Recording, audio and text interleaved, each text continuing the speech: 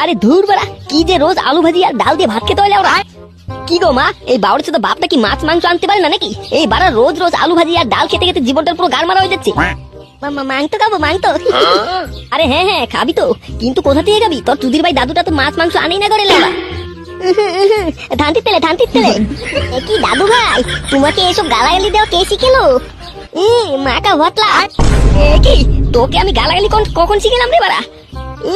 তুদির ভাই, তুই তোর ছেলেকে এসব শিখাচ্ছিস শুয়োরের বাচ্চা? আরে রে না না মা, আমি কখন শিখালাম? ও বাচ্চা মানুষ, উল্টো উল্টো কথা বলছে।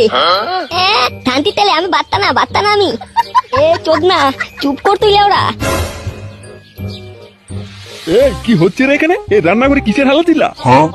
বাড়া হাল্লা চিলা হবে না তো কি বাল হবে? রোজ রোজ এই ভোদার ডাল খাওয়া হচ্ছে, মাছ মাংস আনতে পারো না নাকি? চুদির ভাই, ঘরে নেই নুন, ছেলে আমার মিঠুন, মাছ খাবে